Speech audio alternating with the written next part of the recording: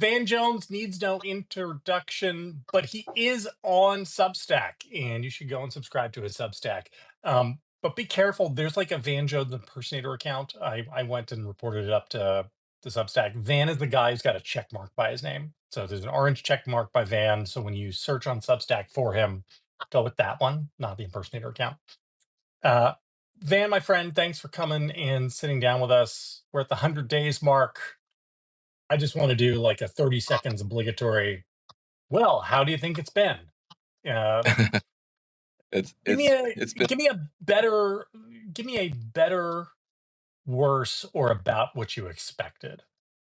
Like where well when we were sitting thinking about like the threat scenarios, back in October, November. How has this played out with your expectations or concerns? it's been the happiest 100 days of my life. Everything's just wonderful. No, um, it's a lot worse than I expected, and I expected very bad. I thought um, we were going to have a real constitutional crisis, but I think the number of things that he's done that disrespect the constitutional order, that attack his opponents in ways that are illegal, unconstitutional, unfair, immoral. It's just been shocking, and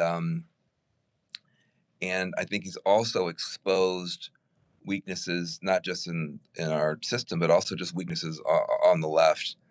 There's a lack of imagination to even conceive of the type of stuff this guy's doing, and so I would say that this has been uh, a really horrible start to probably 4 more years of horror. Yeah. I mean, I think one of the messages that we should learn from it is that even as bad as people like you and I thought things were going to be, our imaginations still failed. Like, Yes. I did not imagine that he could partner with El Salvador to use foreign prisons as a way of getting around habeas corpus. Right. And Yeah. I mean, that's clearly not an accident. Like, they knew what they were doing. Like, they Yeah. had thought They this look. through They and they planned this use their out. 4 years. Look, they use their 4 years very deliberately to think up all the worst possible ideas. I mean, they clearly had a lot of brains working on this, and just people who got in a kind of a vortex of like, well, hey, if we did this, what could they do to stop us? Like they were doing that kind of war gaming, not to figure out what was they could do that was constitutional. What could they do that would get them outside of the limits of the Constitution? And Trump has always been this way. Like, look, sue me. What are you going to do to me? Like, look, build my building. I'm not going to pay you. What are you going to do? And also, don't forget, you don't just have the kind of bottom up red hat MAGA. There's also the top down black hat MAGA, the tech billionaires, the Elon Musks, the Peter Thiels, and those folks who they've also been rule breakers. The tech guys have all look at uh, taxi medallions. You know, you Yeah. used to have to follow. You used to follow the rules. You get a tax medallion. You hang on to it for 22 years. You give it to your kids, or you sell it for a couple $1 million. They said, "Look, we're going to launch Uber. We're going to launch Lyft. Screw us. What are you going to do about it?" You know what we did? We got the apps and we got in their cars. Look at what they did when it came to financial regulations. They said, "Screw you. We're going to launch crypto. We're going to launch Bitcoin, Ethereum. What are you going to do?" You know, we did. A lot of us bought that stuff. Look at hotels. Look at residential rules and regulations. Is it screw you? We're going to do Airbnb. What are you going to do? So we conditioned the tech crowd that our rules for us are recommendations for them. That Yeah. that that that we have to follow the rules and they do not. So when you combine the Donald Trump kind of mafia state ideology of I'm going to do whatever I want to, I'm going to grab whoever I want to, and what are you going to do about it? With the kind of tech bro, top down tech takeover, rules don't apply to us together, you get this double barrel attack on everything we care about, and I don't think we were ready for it. Yeah, it's I'm constantly reminded of something. I don't know who said it first, but it turns out that the Constitution is really the honor system. And Hmm. like all, not all, but almost all of American society is run on the honor system. And when you start elevating people to high office who don't believe in the honor system and then handing the resources to guys to make them really like non-state actors, like that's Yeah. and this is like one of my commie leanings has always been like, like, the Carnegies and the Mellons were really, really rich, but they weren't rich at the level of nation states. Right. You know, Right. they couldn't act like supranational entities, and Elon Musk can. Yeah. Yeah, and that's different.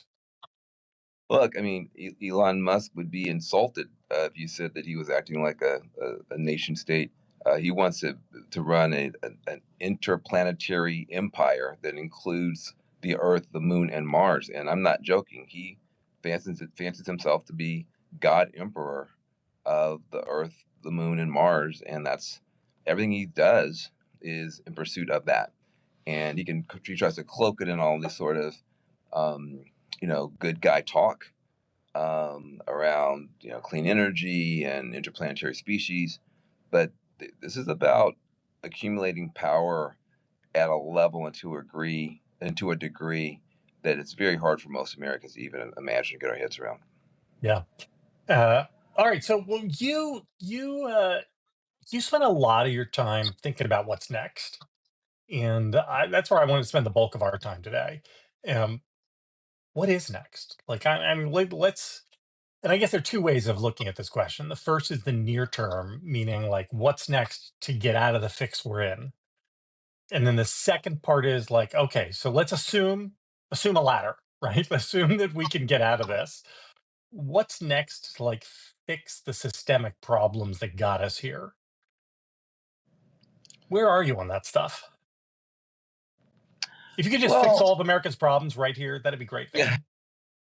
yeah. Look, I mean, I'm like everybody else. I'm on a big learning curve and a learning mission.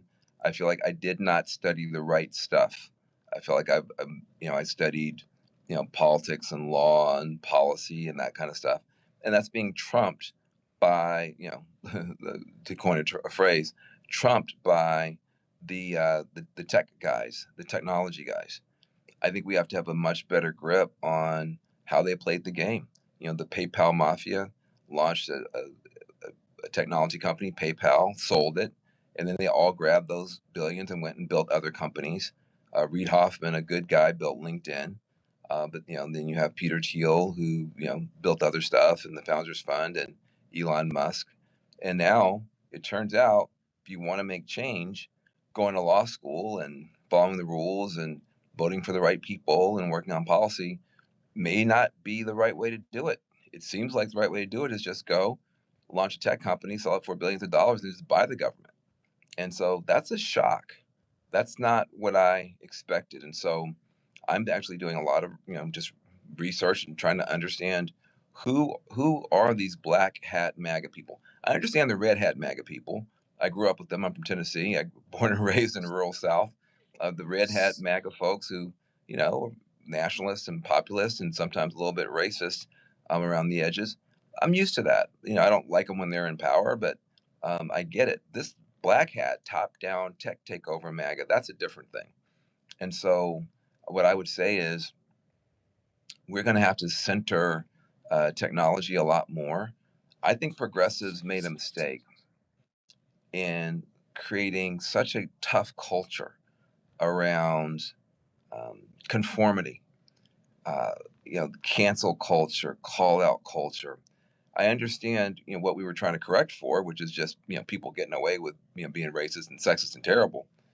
But man, it got to be very tough on the left for a long time. You really felt like you're walking on eggshells too much. You can make a lot of that on the right, but I just mean among us, talking among friends. If you create a culture of conformity, if you create a culture where you have to pay a high price to dissent, or to have a heterodox view, or to say, "Hey, I just don't agree with you on that." If people are afraid they're going to be canceled or called out, people stop sharing their ideas. And then two things happen. Your culture stops being innovative because in order to be innovative, you have to have the emotional, psychological safety to disagree. Once you take that away from people, If I disagree on race or on gender or on trans or on whatever, I'm going to get canceled. You shut down the innovation capacity of your culture. So progressive cultures stopped being as innovative. It started feeling a little bit more like orthodoxy and conformity. But then you also chase out your rebels. The rebels don't stay, Right. which becomes an advantage for the other side. Now, why do, now look, RFK Jr., as much as I disagree with some of his stuff, he used to be a Democrat. Joe Rogan was a Bernie bro Democrat. Elon Musk, 4 years ago, 5 years ago, was an Andrew Yang Democrat. Tulsi Gabbard was a Democrat. A lot of these, frankly, a long time ago, Donald Trump was even a Democrat. But this more recent wave of out migration of our rebels from the Democratic Party into the Republican camp. I don't know how much of that is Putin. I don't know how much of that is I don't know what's going on, but I do know, and I think we have to take seriously now, that we created a culture where it was very hard to disagree, and we pushed out a lot of people who now are on the other team and frankly playing a pretty strong game against us, especially Elon Musk and others from Silicon Valley. And we got to look at that until we get a good assessment of how we wound up here. I think trying to plot our way out is difficult. Of course, we protest. Of course, we sue. Of course, we demonstrate. Of course, we filibuster. We do all those things. But man, if we don't look at what did they do right, focusing on technology, what did we do wrong, creating such a tough culture, I think it's hard for us to come up with the right answers. Yeah, I mean, it is important. The technology piece is so important. Like platforms are really important. That's why, like Blue Sky, I think is like it's important to have I agree. an open source alternative to Twitter. I think it's important to kill Twitter, honestly. So one of the things I worry about, Van, is that it used to be that like the crazy people in America were roughly equally distributed between the two parties. Like, like each party, I mean, anybody who went to both the Democratic and the Republican national conventions in 1996 would see basically the same number of crazy people, right? They would be different kinds of crazy. But, like the people with all the spangles and the 50 different pins and the elephant hats and the donkey hats. And, there'd be people who believed in UFOs and people who believed in black helicopters and lots of conspiracy theories on both sides. Uh, And one of the things that's happened over the last 10 years is that you've had an out migration where like the cranks have all started to consolidate under the Republican banner. mm, And so, I mean, from the people who are conspiracy theorists about like the birtherism stuff to even like the anti-vax stuff. Like the anti-vax stuff now has a home where it used to be very, you could find anti-vax people both in the backwoods of Arkansas and then in Marin County, you know. And now that's changed. They're all those people are Republicans. And one thing that worries me, and like Tim Miller and I laugh about this all the time, is that like you think like, oh, well, the Democrats have traded their crazy people for college educated Republican voters. Well, it turns out like when you do the numbers, that may not be such a great trade. You know, like there are a lot of crazy people. It's like I don't like what does it mean if part of that outreach is like, well, you have to be open to anti-vaxxers to bring them back. Like, you know what I mean? Like the RFK types. Like, what does that mean? Like, should you do that? uh, Like, is it like are there but lines? there are lines, and here's what I think. Uh, Bobby was wrong about was and is wrong and is dangerously wrong about drinking raw milk and being anti-vax. That stuff is wrong. But there's always a little kernel of truth. So when he says he Sure. doesn't trust, big agriculture or big food or big pharma, he's right about that. And Sure. I don't think that we were allowed enough. Like for instance, we used to own as Democrats the health and wellness world. Michelle Yep. Obama owned that. In fact, they were beat the hell out of Michelle Obama because she Yeah, owned just it. for that. Remember? They hated Just Michelle for Obama that. for that. Yeah. Just for that, just for wanting kids to eat their veggies. Like she was like a Stalinist. I mean, it was just crazy because we owned that.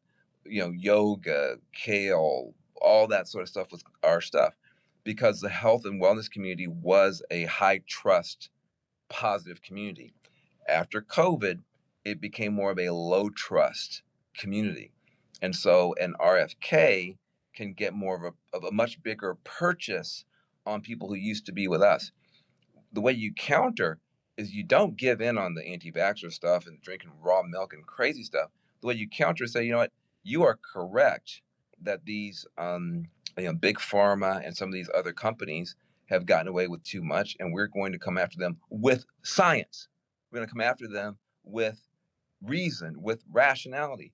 If there's regulatory capture, and there may well be regulatory capture, we're going to clean that up in a responsible way with due process. If you don't say anything about it, though, suddenly you come after it with pseudoscience and Doge cuts.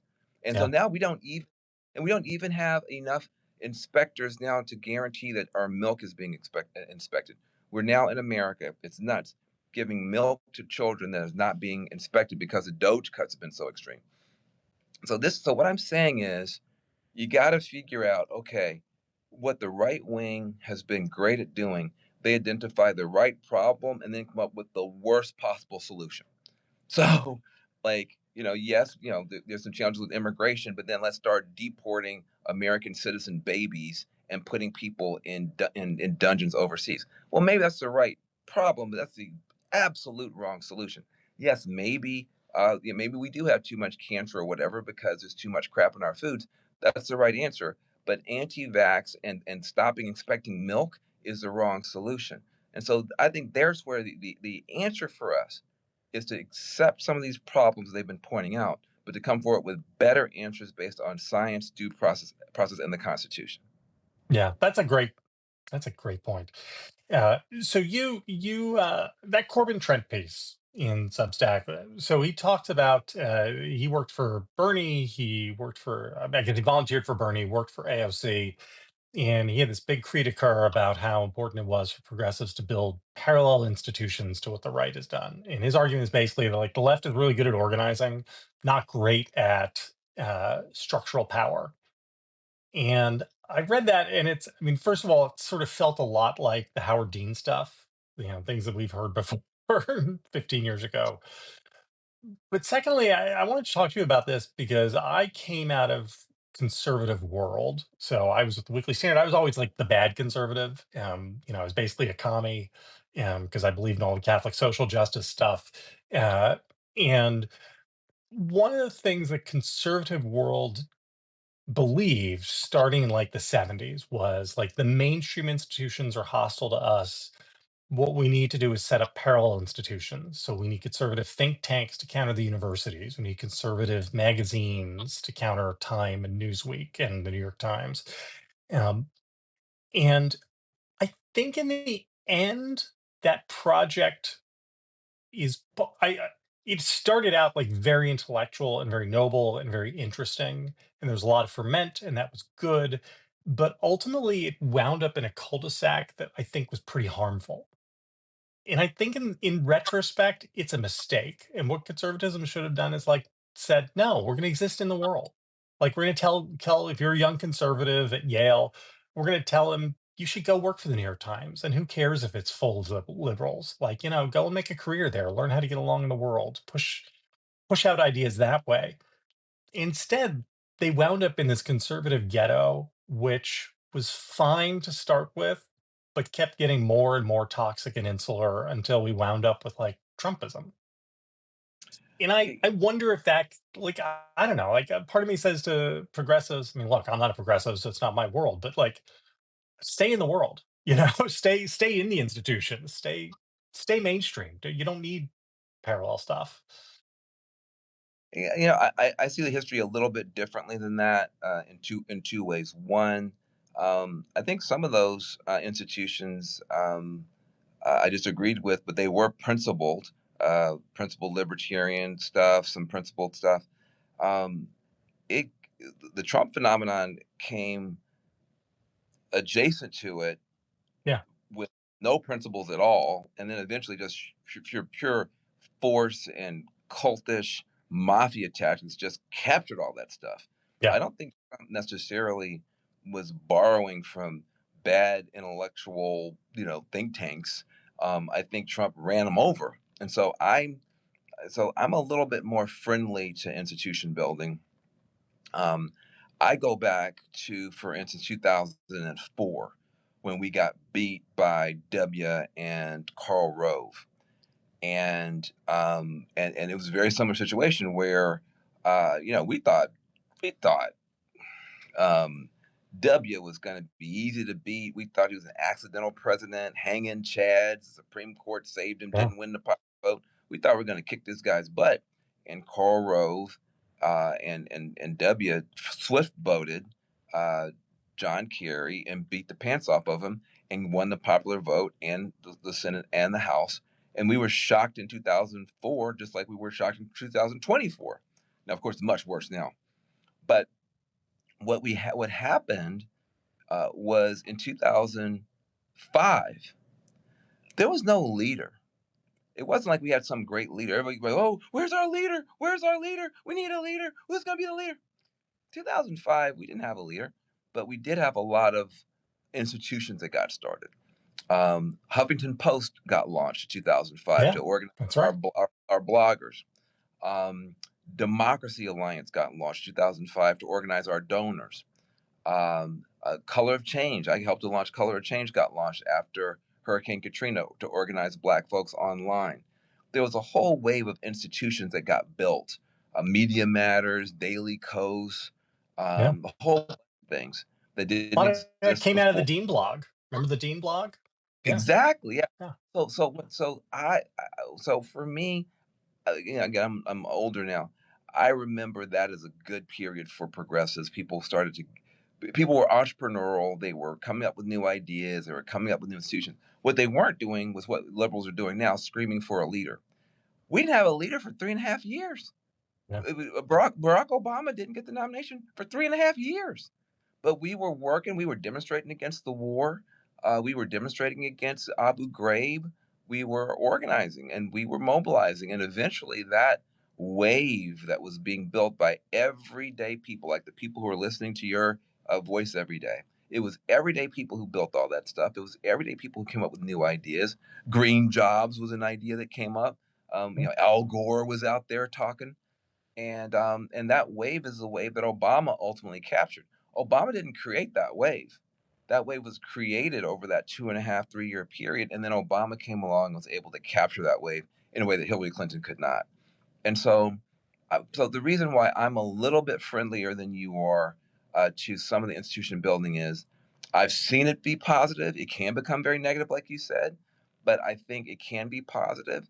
And I think that Trump is, I think he's a different beast. I think he comes out of a non-intellectual, uh, non-institutional context of just pure showmanship and cult like construction and mafia tactics that I think should not be used to impugn all of the conservative institutions that I think actually didn't have to wind up in this ditch.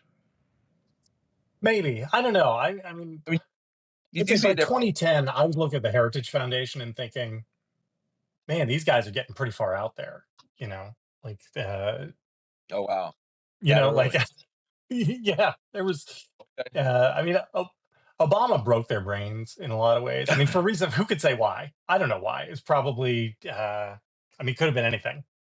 Could have been any reason at sure. all. uh, all right, so that leads me to the last thing I want to talk to you about. So one of my pet theses are, so how, I don't know if you remember, there's a funny Saturday Night Live sketch right after Trump was elected, and it's Dave Chappelle and Chris Rock, and they're like at an election watch party with their white friends, and the white people are like, "Oh my God, I can't believe he won." And Chappelle and Chris Rock are like, "Oh, you can't believe people would vote for this?" And so I have just gotten the sense, I've looked like, like black Democratic friends have been their reactions to the last 10 years have been much better than like mine. Like I basically lost my mind. It was like, what sort of country am I living in? I don't understand. I don't understand America. And I think this really shows like a very naive and insulated and provincial view of the world that I had. Uh, and black folks seem to like, yeah, welcome to America. Is that it's a part of I just have felt like the African American experience, I think, is like absolutely essential for like understanding America in the age of Trump. Am I like on the right Uh, path I, here? like I agree. I mean, a lot of the stuff that people are freaked out about is just the stuff that was normalized in Black America coming to everybody else. I mean, we haven't had, the same kind of, due process protections for, in practice for quite a long time. I mean, the stop and frisk and a lot of bad stuff. And this isn't just Van Jones complaining. And there's a lot of data that suggests that, if you are a black person, certainly a person with black skin in a certain neighborhood, the system is going to come down on you with a ton of bricks. And 20 minutes away, you could be a white person doing the same thing and get a slap on the wrist or get sent to rehab. And it's almost known. It's like it's not even nobody even thinks that nobody no serious person would say that's not true. No serious Yeah, person totally. would say I would love to. If you say, would you rather be caught with drugs as a white person in the suburbs or a black person in a housing project? Everybody in America knows the right answer to that question. Well, if you live with that for a long time, your sense of the country and what it really is about gets a lot sharper. And so the miracle is how much black people still believe in the system. Yeah. It's African Americans who, frankly, gotten the worst end of the stick for generations, the main ones out here fighting for democracy, the main ones out here, raising the alarm. Black women in particular, college educated black women, really in particular, Yep. have been the backbone for progress for every cause imaginable. So the miracle is you have 40 million people in the country who, if we got as pissed off as these MAGA people and decided we didn't have to follow the rules and decided we didn't have to obey the Constitution and we can do whatever the hell we want, it'd be a big mess. It's 40 million people Yeah. is a lot of, but I think African Americans are more sober about the reality, but also more idealistic still about the possibility of the promise or the importance of the promise. Maybe not the importance of the promise. This country was created as two things and not one thing. It was created as a founding reality that was ugly and unequal, with slavery and Native Americans being mistreated and women not having the right to vote. The founding reality was ugly and unequal, but the founding dream was we hold these truths to be self evident, that all are created equal. So the founding reality is ugly and unequal, but the founding dream is beautiful and it's about equality and it's about justice. And I think African Americans have been remarkable in the sobriety with which we assess the reality, but the fervor with which we chase a dream. That is so well said. And I want to end on that. Van, again, I can't thank you enough for doing this. You really have been like one of my little heroes that I've followed for years and years and years at this point. I think Uh, I first started following during the Obama administration. Thank you, I brother. remember you got like a raw deal with that. Even at the time, like I was like, yeah, that blows. That guy's really good. Um, Thank you enough for Uh, sitting down with me. I really appreciate it. Everybody go follow his Substack. Follow everything he does because this guy's Thank you, awesome. brother. Van, Thank you. take care, Well, buddy. Hey, YouTube fam, if you want to support the Bulwark, the best way to do it is by becoming a YouTube Bulwark Plus member. The Bulwark is truly independent. We have no corporate overlords. We're not settling any dumb lawsuits with Trump. By joining, you help support our work and you can get a bunch of perks right here on this platform. Ad-free content, bonus videos, live streams, and some emojis of me, which I guess some people want. So come join, come hang out, become a Bulwark YouTube Plus member, and I'll be seeing you in the comments. So behave.